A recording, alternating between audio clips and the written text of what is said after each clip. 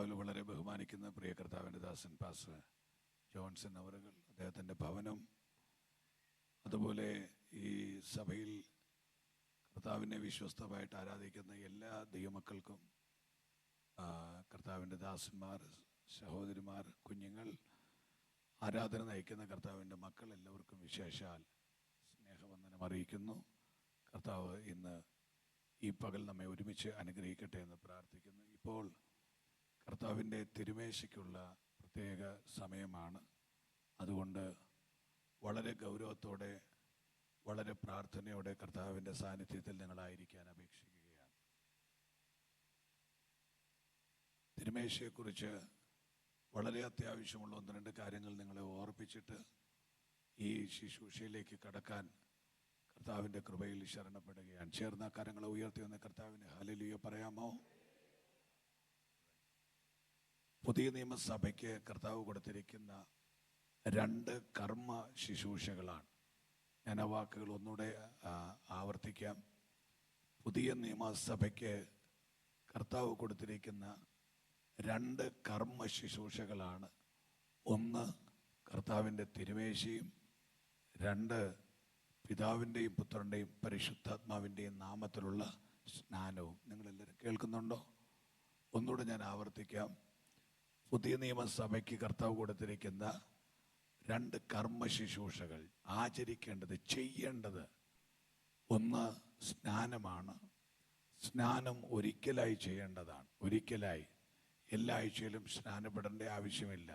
യേശു കർത്താവ് പറഞ്ഞു, കുളിച്ചവന് കാല് മാത്രം കഴുകിയാൽ മതിയെന്ന്. സ്നാനം ഒരിക്കലായി ചെയ്യേണ്ടതാണ്. എന്നാൽ കർത്താവിൻ്റെ തിരുമേശയ്ക്കായി നാം കൂടി വരണം. കൂടി വരുമ്പോഴൊക്കെയും നാം ആചരിക്കേണ്ട വളരെ ഗൗരവമുള്ള ശുശ്രൂഷയാണ് കർത്താവിൻ്റെ തിരുമേശ എന്ന് പറയുന്നത്. ദൈവമക്കൾ, ചില മിനിറ്റുകൾ എന്നെ ഒന്ന് ഗൗരവമായിട്ട് കേൾക്കുക. ഒരുപക്ഷെ ഒരു ലൗകിക മനുഷ്യന്, ഒരു സാധാരണക്കാരന് മനസ്സിലാക്കാൻ കഴിയാത്ത അതീവ ഗൗരവമുള്ളൊരു ശുശ്രൂഷയാണ് കർത്താവിൻ്റെ തിരുമേശ എന്ന് പറയുന്നത്. ആ ഭാഗങ്ങൾ ഇങ്ങനെയാണ് നാം വായിച്ചു തുടങ്ങുന്നത്. എന്നെ തിന്നുന്നവൻ, ബാക്കി പറ, എൻ മൂലം ജീവിക്കും. ഈ കർത്തൃമേശ ഇന്ന് എടുക്കാൻ ആഗ്രഹത്തോടെ പ്രാർത്ഥിച്ച് കടന്നു വന്നിരിക്കുന്നവരുടെ കൈ ഒന്ന് കാണിച്ചേ പ്ലീസ്. ഒന്ന് കാണിച്ചേ, ശരിക്കൊന്ന് കാണിച്ചേ. All right, hallelujah. നമ്മുടെ യേശു കർത്താവ് പറഞ്ഞ ചില ഭാഗങ്ങളിലേക്ക് ഞാൻ വരികയാണ്. എൻ്റെ ഈ മന്ദിരം പൊളിക്കുക, 3 നാൾ കൊണ്ട് ഞാനിതിനെ പണിയും. ഞാൻ ഈ എത്രയും പെട്ടെന്ന് നടത്താൻ പറ്റിയൊരു ശുശ്രൂഷയല്ല കർത്താവിൻ്റെ തിരുമേശ. എത്രയും വേഗത്തിൽ ശുശ്രൂഷ ചെയ്യാൻ പറ്റിയൊരു കാര്യവുമല്ല. എങ്കിലും വളരെ ഷോർട്ടാക്കി അത്യാവശ്യമുള്ള കാര്യങ്ങൾ മാത്രം പറഞ്ഞ് ഞാൻ തിരുമേശയിലേക്ക് നിങ്ങളുടെ ശ്രദ്ധയെ കൊണ്ടുവരാം. പക്ഷെ നിങ്ങൾ കേട്ടിരിക്കണം. കിഴക്ക് ഏദനിൽ ദൈവം ഉണ്ടാക്കിയ തോട്ടത്തിലെ ദൈവത്തിൻ്റെ 1ാമത്തെ മനുഷ്യനാകുന്ന ആദമിനെ ഉറക്കി കിടത്തി വാരിയിലെടുത്ത് ദൈവം ഹവ്വയ്ക്ക് ജന്മം കൊടുത്തു. അങ്ങനെയാണ് 1ാമത്തെ കുടുംബം ഉണ്ടാകുന്നത്. 1ാമത്തെ കുടുംബത്തിനുണ്ടായ 3 തകർച്ചകളാണ്. ഒന്നാമത്തെ കുടുംബത്തിൽ ഉൽപ്പത്തി പുസ്തകം നേരിട്ട 3 തകർച്ചകളാണ്. ഒന്ന്, കുടുംബജീവിതത്തിൻ്റെ തകർച്ച. ഭാര്യ ഭർത്തൃബന്ധം ഉടഞ്ഞു പോകുന്ന 1ാമത്തെ കുടുംബജീവിത തകർച്ച. 2ാമത്തത് സാഹോദര്യമാണ്. കയീനും ഹാബേലും കൂടെ വഴക്കുണ്ടാക്കുകയാണ്. 3ാമത്തെ തകർച്ച ധർമ്മമാണ്, ധാർമ്മികമായ അധപ്പതനമാണ്. നിങ്ങളെല്ലാവരും കേൾക്കുന്നുണ്ടോ പ്രിയരെ? ഞാൻ താഴോട്ട് വരാതെ നടക്കുള്ളൂ. ഒന്നുകൂടെ പറയട്ടെ. ഒന്ന്, കുടുംബജീവിതത്തിൻ്റെ പ്രശ്നമാണ്. കൊച്ചെ ഔട്ട് കൂട്ടി വെച്ചോ, ഒരു കേൾക്കട്ടെ ശരിക്കും.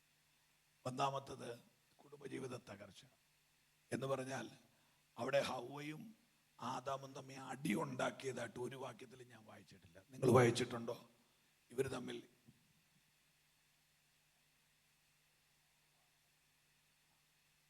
ഈ 2 കുടുംബങ്ങൾ തമ്മിൽ, ഇവർ ഭാര്യയും ഭർത്താവും തമ്മിൽ വഴക്കുണ്ടാക്കിയതായിട്ട് ഞാൻ ഒരിടത്തും വായിച്ചിട്ടില്ല. പക്ഷേ ഇവരെ തോട്ടത്തിലാക്കി വെച്ചപ്പോൾ കർത്താവ് പറഞ്ഞൊരു വാക്കുണ്ടായിരുന്നു, നിങ്ങൾ ഏകരായിട്ടിരിക്കാതിരിക്കാനാണ് ഞാനിത് ചെയ്തത്. മനുഷ്യൻ ഏകനായിട്ടിരിക്കുന്നത് നന്നല്ല എന്ന് പറഞ്ഞിട്ടാണ് ഹൗവയെ അവനോട് ചേർത്ത് കൊടുത്തത്. പക്ഷേ വിശദീകരിക്കാതെ പറയാം, ആ പുസ്തകത്തിൽ സംഭവിക്കുന്ന ഒരു അബദ്ധം, ഈ ഹൗവ ഈ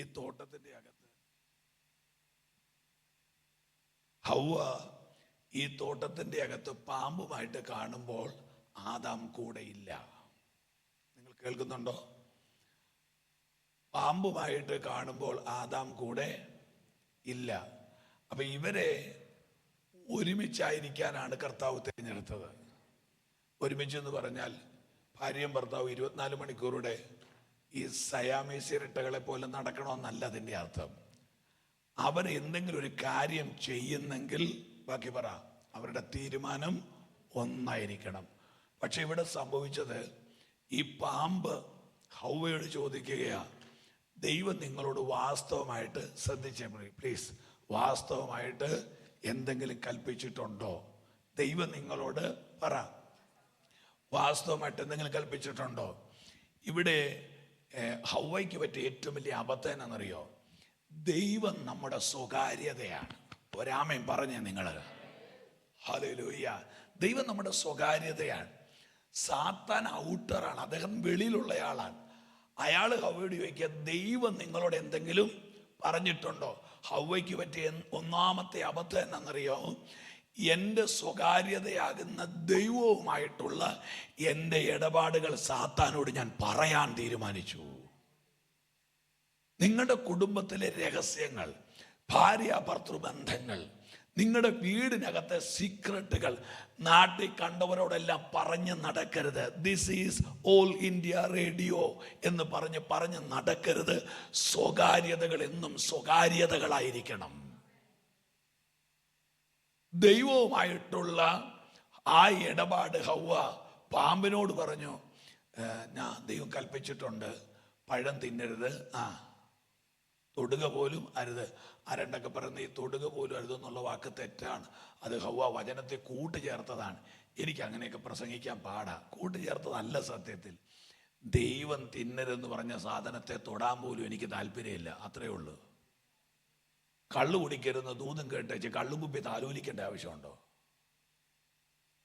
ഞാൻ പറഞ്ഞ മനസ്സിലായില്ല. കള്ളു കുടിക്കാൻ നമുക്ക് അനുവാദമില്ല. നമ്മൾ ഏതെങ്കിലും കടയിൽ ചെന്ന് കള്ളും കുപ്പി കാണുമ്പോൾ സാരയിലിടാന്ന് പറഞ്ഞ് താരാട്ട് പാടേണ്ട ആവശ്യമുണ്ടോ? അപ്പൊ തിന്നരെന്ന് പറഞ്ഞതിനെ തൊടാൻ പോലും എനിക്ക്. അവിടെ ഹൗവയോട് സാത്താൻ പ്രയോഗിച്ച ഏറ്റവും വലിയ തന്ത്രം, ഞാൻ കർത്തൃമേശയുടെ കാര്യം പറഞ്ഞു വരുന്നത്, ഇതറിയാതെ നിങ്ങൾ കർത്തൃമേശ തിന്നാൽ വെറും പച്ചറൊട്ടി തിന്നുന്നത് പോലെയേ ഉള്ളൂ. ഹൗവയോട് സാത്താൻ പറഞ്ഞത്, ഈ പഴം തിന്നാൽ മക്കളെ നിനക്ക് സാത്താൻ പറഞ്ഞ, ഞാൻ പറഞ്ഞ മറ്റേ ദൈവം പറഞ്ഞതാ, നിനക്ക് ദൈവത്തെ പോലെയാകാം. അപ്പൊ ഈ ലോകത്തിലെ ഏറ്റവും കൂടുതൽ ചതി നടക്കുന്നത് ദൈവത്തിന്റെ പേരിലാണെന്ന് നമ്മൾ അറിയണം. ഹലോ, ഇന്ന് ആകാശത്തിന്റെ കീഴിലെ ഏറ്റവും വലിയ ചതി നടക്കുന്നത് ദൈവത്തിന്റെ പേരിലാണ്, ഡ്രഗ്സിന്റെ ഒന്നും പേരിലല്ല. ഏറ്റവും വലിയ ചതി നടക്കുന്നത് ഇനി ഞാൻ പറഞ്ഞു വരുമ്പോൾ നിങ്ങൾക്ക് കുറേ കൂടെ വെപ്രാളം വരും, കണ്ടോണം. ദൈവത്തിന്റെ പേരിലാണ് ഏറ്റവും വലിയ ചതി. ഈ പഴം തിന്നാൽ നിനക്ക് ദൈവത്തെ പോലെയാകാം. പ്രവചനം കേട്ടില്ലേലും, രോഗശാന്തി കിട്ടിയില്ലേലും, ഭൂതശാന്തി വരം കിട്ടിയില്ലെങ്കിലും, അത് കിട്ടിയില്ലെങ്കിലും, ഇത് കിട്ടിയില്ലെങ്കിലും ഒരാൾക്ക് സ്വർഗത്തിൽ പോകാൻ പ്രവചനം കേൾക്കേണ്ട ഒരാവശ്യവും ഇല്ല. യേശു ദൈവത്തിനൊന്ന് വിശ്വസിച്ച് അവനെ രക്ഷിതാവായി സ്വീകരിച്ച മാത്രം മതി. ബാക്കിയെല്ലാം സെക്കൻഡറിയാണ്. നമ്മൾ അമിതമായിട്ട് പ്രാധാന്യം കൊടുക്കുന്ന മറ്റു പലതിനുമാണ്. അപ്പോൾ ഈ പഴം നിങ്ങൾ കേൾക്കുന്നുണ്ടോ? ആർക്കറിയാം? ഈ പഴം തിന്നാൻ നിനക്ക് ആരെ പോലെയാകാം. അപ്പൊ ഈ പഴം ചാടിക്കേറി പറിച്ച് തിന്നാൻ കാര്യം ഈ ദൈവത്തെ പോലെ ആകാനുള്ള ഹൗവയുടെ ആർത്തിയാണ്. ഞാൻ ദൈവമക്കളോട് പറയുന്നു, ഉയരാനുള്ള ഒരു കുറുക്ക് വഴിയും വേദപുസ്തകത്തിലില്ല. നിങ്ങൾ കേട്ടില്ല? ഒരാൾക്ക് പെട്ടെന്ന് കോടീശ്വരനാകാനുള്ള ഇനി അങ്ങനെ പെട്ടെന്ന് ഇന്ന് പ്രാർത്ഥനയ്ക്ക് വന്നാൽ നാളെ 7000 സ്ക്വയർ ഫീറ്റിന്റെ വീട് കിട്ടുമെന്ന് പറഞ്ഞ് ശീലമുള്ളത് ദൈവത്തിനല്ല, സാത്താനാണ്. ഭൂമി മുഴുവൻ കാണിച്ചു വെച്ച് പറഞ്ഞു, ഇത് നിനക്ക് തരാം, ഒറ്റ ആരാധന മതി എന്നാ പറഞ്ഞത്. നമ്മൾ ചിലപ്പോൾ ഒരായുസ് മുഴുവൻ ആരാധിച്ചാലും നല്ല തേങ്ങ ഉണ്ടാകുന്ന ഒരു തെങ്ങ് പോലും നമ്മുടെ പറമ്പിൽ ഉണ്ടാകണമെന്ന് നിർബന്ധമൊന്നുമില്ല. ഒരു ആമീൻ വായ്പയെങ്കിലും മേടിച്ചു പറ. ഇതൊക്കെ നമുക്ക് ഇഷ്ടപ്പെടാത്ത ദൂതാന്ന് എനിക്ക് നല്ല പോലെ അറിയാം. ഒറ്റ ആരാധന കൊണ്ട് മുഴുവൻ തരാമെന്ന് പറയുന്നത് യഹോവയല്ല, പറ, സൈത്താൻ, പച്ചയ്ക്ക് സാത്താൻ. നീ ഒരു ദിവസം കൈയടിച്ച് ഒന്ന് കറങ്ങി 3 കസേരയും കൂടെ മറിക്കാമെങ്കിൽ നിനക്കിവിടെ PR തരാമെന്ന് പറയുന്നത് യഹോവയല്ല. PR തന്നാത്തന്ന് ഇല്ല, എല്ലാം കൂടെ വാരിക്കെട്ടിക്കൊണ്ട് വീട്ടിൽ പോക്കണം. ഇവിടെ കിടന്ന് കറങ്ങാൻ നിൽക്കരുത്. രക്തത്താൽ ജയം. അതുകൊണ്ട് കിട്ടുന്ന പൈസ കൊണ്ട് ബ്രെഡ് മേടിച്ച് തിന്നാതെ നാട്ടിലെവിടെയെങ്കിലും ഒരു വീടുണ്ടാക്കിയിട്ട് വേണം. യവന്മാർ ഓടിക്കുമ്പോൾ പോണം അങ്ങോട്ട്. രക്തത്താൽ ജയം. ഒറ്റ നീ ഇത് തിന്ന്, നിനക്ക് ദൈവത്തെ പോലെയാകാം. ഈ ഭർത്താവിന് കീഴ്വഴക്കമില്ലാത്തത് കൊണ്ടോ ഭർത്താവിന് വിലയില്ലാത്തത് കൊണ്ടോ ഒന്നും അല്ല ഈ ഹവ്വ ഈ പഴം തിന്നത്. ദൈവത്തെ പോലെ ആകുമെന്നാണല്ലോ സാത്താൻ പറഞ്ഞത്.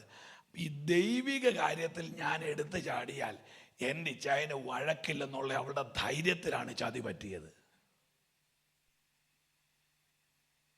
ഇതൊക്കെ ആരോട് പറയാൻ? ദൈവിക കാര്യത്തിലല്ലേ. അതുകൊണ്ട് അച്ചായന് വഴക്ക് കാണുകയില്ലെന്ന് ഓർത്താ ഇത് പറിച്ച് എന്ത് ചെയ്തത്. എടാ ശരിക്ക് കേൾക്കണം മക്കളെ, നിന്റെ കല്യാണം കഴിഞ്ഞല്ലേ ഉള്ളു. അതുകൊണ്ട് നീ നല്ലതായിട്ട് കേൾക്കണം. എടാ നീ ഇങ്ങോട്ട് നോക്കി, നിന്റെ കല്യാണത്തിന് പ്രസംഗിക്കാൻ എന്നെ വിളിക്കണം കേട്ടോ. ഞാൻ വരാം, ശ്രദ്ധിച്ചു കേട്ടോണേ. ഞാൻ കർത്തൃമേശയുടെ ഗൗരവം പറഞ്ഞ് നമ്മൾ തിരുമേശയുടെ കയറുക. ഇത് പറിച്ചു തിന്നു. പറിച്ച് തിന്നു കഴിഞ്ഞപ്പോഴാണ് ഹവ്വയ്ക്ക് മനസ്സിലായത് ഇതെന്നെ ഗുണം പിടിപ്പിക്കുന്ന പ്രോഡക്റ്റ് അല്ല. ഈ പ്രോഡക്റ്റ് ഹവ്വയുടെ അകത്ത് ചെന്നു, തേജസ് അഴിഞ്ഞു, മുള്ളും പറക്കാരെയും വേദനയോടെ കുഞ്ഞിന് ജന്മം കൊടുക്കുന്നു. അങ്ങനെ തിട്ടപ്പെടുത്താൻ കഴിയാത്ത വലിയ ഒരു ദുരന്തത്തിന്റെ വലിയൊരു ചാപ്റ്റർ അവിടെ തുറക്കുക. നിങ്ങളൊന്ന് കേട്ടിരുന്നേ. എങ്ങനെയാ സംഭവിച്ചെന്നറിയാമോ? സാത്താൻ വെച്ച് നീട്ടിയ ഒരു പഴം അവളുടെ തൊണ്ട കടന്ന് താഴോട്ട് പോകുമ്പോൾ ശാപത്തിന്റെ ഒരു കെട്ടാണ് അവൾ വിഴുങ്ങുന്നത്. ശാപത്തിന്റെ ഒരു കെട്ടാണ് അവൾ വിഴുങ്ങുന്നത്. അത് നേരെ ചെന്ന് ദഹിച്ച പഴത്തിന്റെ എസൻസ് അവളുടെ ബ്ലഡിനകത്തോട്ട് കയറിക്കഴിഞ്ഞപ്പോ അവളുടെ നെറുക മുതൽ പാദം വരെ പാപത്തിന്റെ സ്വാധീനമായി. ഒരു 4000 വർഷം കഴിഞ്ഞപ്പോ പാപത്തിൽ മുഴുകിയ ലോകത്തിന് പാപമില്ലാത്ത ഒരു ശരീരം നുറുക്കിയേച്ച് പിതാവ് പറയുകയാ, അന്ന് ഹവ്വ തിന്നുണ്ടാക്കിയ ശാപം ദേണ്ടേ എന്റെ പുത്രന്റെ ശരീരം ഞാൻ നുറുക്കി നിങ്ങൾക്ക് തരികയാണ്. ഇത് ശാപമല്ല. കയ്യൊന്നടിച്ചു പറ, ഇത് അനുഗ്രഹം. കൈയടിക്കാമെങ്കിൽ നല്ലപോലെ അടിക്കുക. ഏദൻ തോട്ടത്തിന്റെ അകത്ത് വെച്ച് ഒരു പഴമെടുത്ത് കയ്യിൽ കൊടുത്ത് മാനവകുലം ശാപം വിഴുങ്ങിയെങ്കിൽ ആമേ ഗദസമന തോട്ടത്തിൽ വെച്ച് ആമേ കാൽവരുടെ നെറുക വെച്ച് ഓമനകുമാരന്റെ ശരീരം നുറുക്കി മാനവകുലത്തിന് കൊടുത്തിട്ട് പറഞ്ഞു, ഇത് ശാപമല്ല. 2 ദൂതുകൾ പറഞ്ഞ് ഞാൻ തിരുമേശയുടെ അടുത്തോട്ട് വരാം. ഒന്ന്, നീ പഴം തിന്നില്ലേ നീ മരിക്കും. ആമേ യേശുവിന്റെ ശരീരം കൊടുത്തേച്ചു പറഞ്ഞു, നീ തിരുമേശ തിന്നില്ലേ നീ ജീവിക്കും. നിങ്ങൾ കേട്ടില്ല? എന്നെ തിന്നുന്നവൻ കമാൻ ഇതൊരു തമാശ ശുശ്രൂഷയല്ല. എന്നെ തിന്നുന്നവൻ മാനവകുലത്തിന്റെ അകത്ത് കരിങ്കൊടി നിൽക്കുന്ന നമ്മെ കുത്തി നിന്ന ശാപത്തെ ഭസ്മമാക്കുന്ന യേശുവിന്റെ ശരീരം. ആ ശുശ്രൂഷയുടെ നിങ്ങൾക്ക് ക്ഷീണം വരുന്നുണ്ടോ? എന്നെ കേൾക്കുന്നുണ്ടോ? ആ ശുശ്രൂഷയുടെ പ്രാധാന്യം ഈ തലമുറ മറക്കാതിരിക്കാൻ യേശു അപ്പം കയ്യിലെടുത്തേച്ച് പറഞ്ഞു, നുറുക്കപ്പെടുന്ന അപ്പം മാംസമായി മാറുന്നില്ല. ഈ അപ്പം യേശുവിൻ്റെ ശരീരമായി മാറുന്നില്ല. അത് ശരീരത്തിൻ്റെ ഓർമ്മയാണ്. പക്ഷേ കഴിക്കുന്ന അപ്പം ഓർമ്മയാണെങ്കിലും ഈ ദൂതൊരു യാഥാർത്ഥ്യമാ.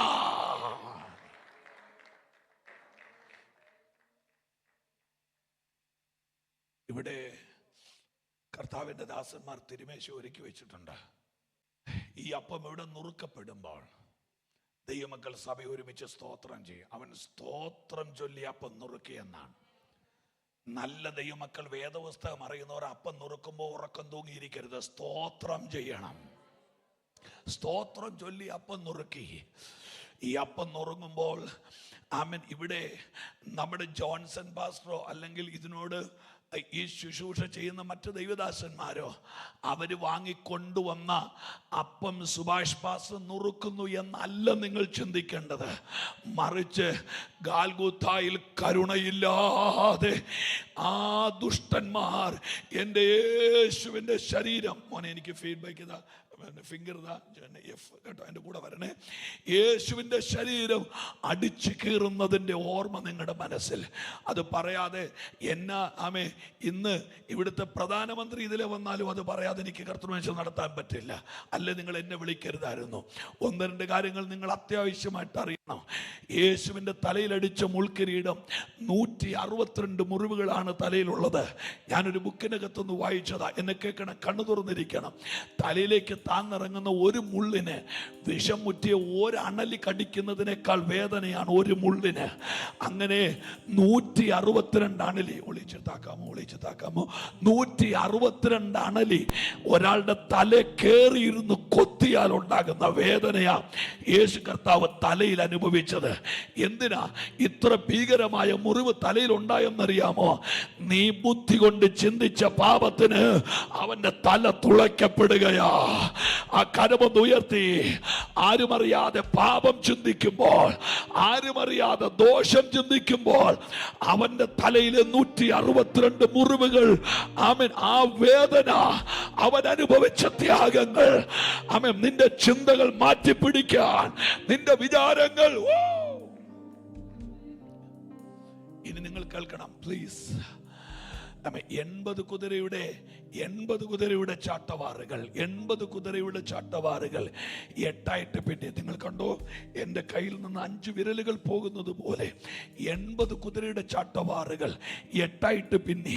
ഈയക്കട്ടിയും എല്ലിൻ്റെ കഷ്ണവും മുൾക്കൊളുത്തും ചൂണ്ടയുമായി ഈ പശജന്യമായ ചാട്ട, ഈ ചാട്ട വെള്ളത്തിൽ മുക്കിയിട്ടാണ് യേശുവിൻ്റെ മുതുകിലടിച്ചത്. ആരാ യേശു? 10000ങ്ങളിൽ സുന്ദരൻ. ആമേ. യേശുവിനെ കുറിച്ച് ഉത്തമഗീതം എന്താ പറയുന്നത്? അവൻ ശാരോനിലെ പരിനിൽ പുഷ്പമാണ്. എന്താ പറയുന്നത്? അവൻ താഴ്വരയിലെ താമരപ്പൂവാണ്. അവന്റെ മുഖം എങ്ങനെയായിരിക്കുന്നത്?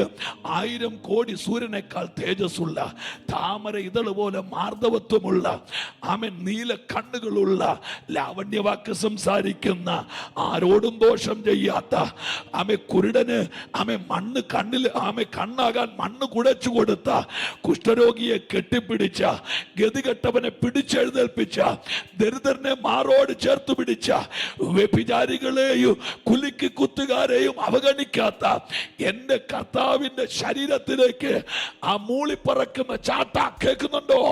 ആഞ്ഞടിക്കുമ്പോൾ അവന്റെ പുറമെല്ലാം ഉടവ് ചാല് പോലെ.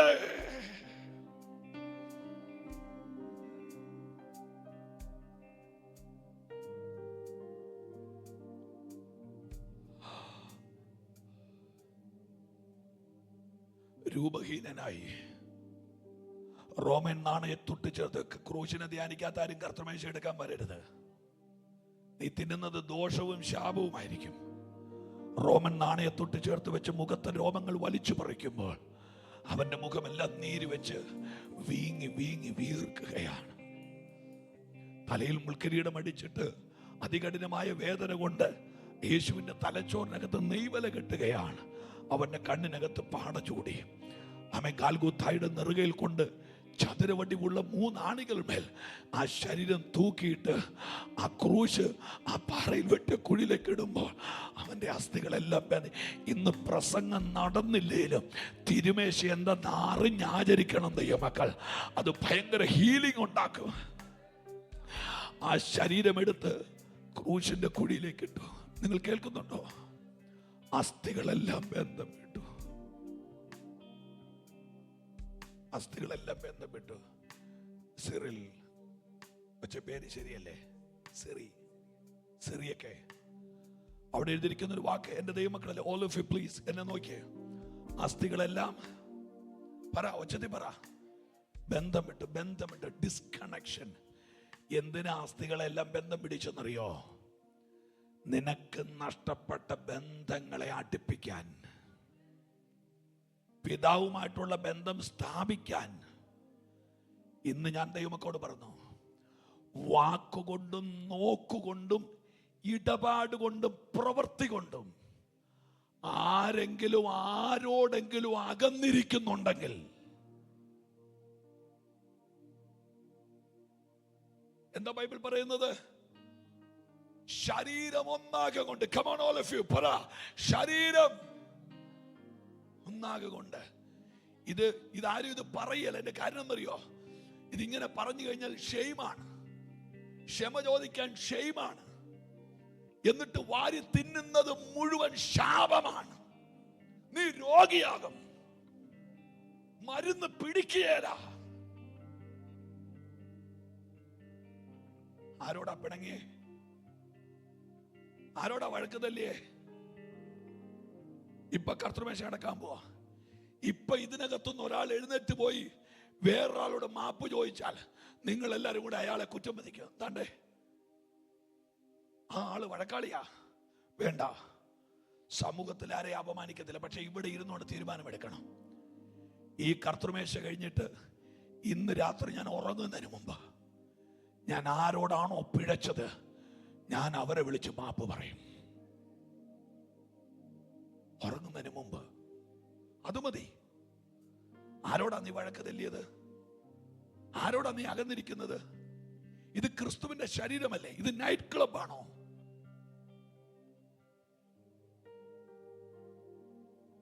ഇത് പണം ഡിപ്പോസിറ്റ് ചെയ്യുന്ന ബാങ്ക് ആണോ? ഇത് മരുന്ന് കൊടുക്കുന്ന ആശുപത്രിയുടെ? No, body of Christ. എനിക്കറിയില്ല കർത്താവിനേക്ക് സമയത്തിൽ നിങ്ങൾക്ക് വല്ല പ്രോബ്ലം ഉണ്ടോ പാസ്റ്ററെ? ഞാനിത് പറഞ്ഞോട്ടെ കുറച്ചു നേരം കൂടെ. എനിക്ക് മെസ്സേജ് ഉണ്ടോ? ആ സമയം അങ്ങ് കുറച്ചാ മതി. ശ്രദ്ധിച്ചേ, നിങ്ങളുടെ ശരീരം, കർത്താവിന്റെ ദാസനെ, എന്റെ പ്രിയപ്പെട്ടവരെ, നിങ്ങൾക്കാർക്കെങ്കിലും പിണക്കമുണ്ടോ വഴക്കമുണ്ടോന്നും എനിക്കറിയത്തില്ല. ഞാൻ നിങ്ങളുടെ ചരിത്രം അന്വേഷിച്ച് നടക്കില്ല. എനിക്ക് 100 കാര്യങ്ങൾ വേറെയുണ്ട്.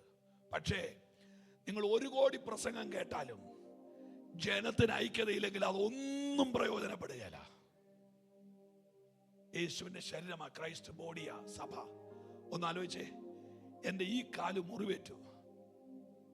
ഈ കാല് മുറിവേറ്റാൽ എന്റെ ഇടത്തേക്കാല് വലത്തേക്കാലിനോട് പറയൂ, മുറിവായതുകൊണ്ട് ഒന്ന് ഞൊണ്ടിക്കൊടുത്താൽ മതി, ബാക്കി ഞാൻ നോക്കിക്കോളാം. കണ്ടോ കണ്ടോ? ഇടത്തേക്കാല് പറയാ, എനിക്ക് ചുമക്കാൻ പറ്റില്ലെന്ന് പറയുമോ? പറ്റുമോ? വലത്തെ കൈ മുറിഞ്ഞാൽ ഇടത്തെ കൈ പിച്ചാത്തി കളഞ്ഞു വേഗം പൊത്തുന്നു കണ്ടിട്ടുണ്ടോ? തലയ്ക്ക് വേദന വന്നാൽ ഈ കൈ കൊണ്ട് തിരുമെന്ന് കണ്ടിട്ടുണ്ടോ? ഇതിന്റെ പേരാ സഭ. എന്റെ ദൈവമക്കളോട്, നിങ്ങളുടെ ഒരു അനുജനായിട്ടോ ചേട്ടനായിട്ടോ ഒരു പാസ്റ്ററായിട്ടോ ഒരു വഴിപോക്കനായിട്ടോ നിങ്ങൾ കണ്ടു. പക്ഷെ ഈ തിരുമേശ നിന്റെ വായി വെക്കുന്നതിന് മുമ്പ് ഒരു വാക്കുകൊണ്ടെങ്കിലും ആരോടെങ്കിലും പിഴച്ചിട്ടുണ്ടെങ്കിൽ, ഇല്ല, ഞാൻ നിൽക്കുന്നത് നൈറ്റ് ക്ലബിലല്ല, ചർച്ചിലാണ്. എനിക്ക് ആരോടും പിണങ്ങാൻ അനുവാദമില്ല. ഒന്ന് കണ്ണടച്ചൊന്ന് പ്രാർത്ഥിച്ച്,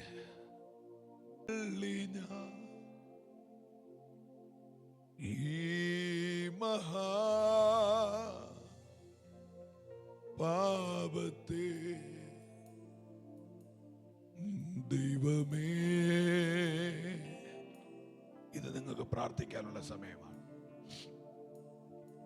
ഇത് നിങ്ങൾക്ക് കരയാനുള്ള സമയമാണ്. ഓ,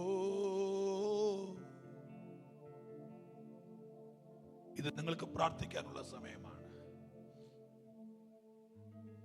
ജീവിതത്തിൽ എവിടെയെങ്കിലും ഒക്കെ നിങ്ങളുടെ മനസ്സ്, നിങ്ങൾക്ക് വല്ലാതെ കോപം വന്നപ്പോൾ, നിങ്ങൾക്ക് സങ്കടം വന്നപ്പോൾ, യോഗ്യമല്ലാത്തത് ആരോടെങ്കിലും ഒക്കെ പറഞ്ഞു പോയിട്ടുണ്ടെങ്കിൽ, ഇന്ന് അപ്പാ ഞാൻ നിന്റെ കാല് കെട്ടിപ്പിടിച്ച് മാപ്പിരക്കുകയാണ്. ഈ ന്യൂകാസിൽ ഞങ്ങളുടെ സഭയെ ദൈവമാക്കി വെച്ചത് ഞങ്ങൾ ഒരുപോലെ നിന്ന് ഈ ദേശത്തിന് വേണ്ടി യുദ്ധം ചെയ്യാനാ. എനിക്കറിയില്ല, ഞാൻ ഈ മൈക്ക് പിടിച്ചോണ്ടിന് പ്രോഫസി പറയാം, ഈ ദേശത്തെ കീഴടക്കുന്ന ഒരു ശക്തിയായിട്ട് ഈ സഭ മാറാൻ പോയാ.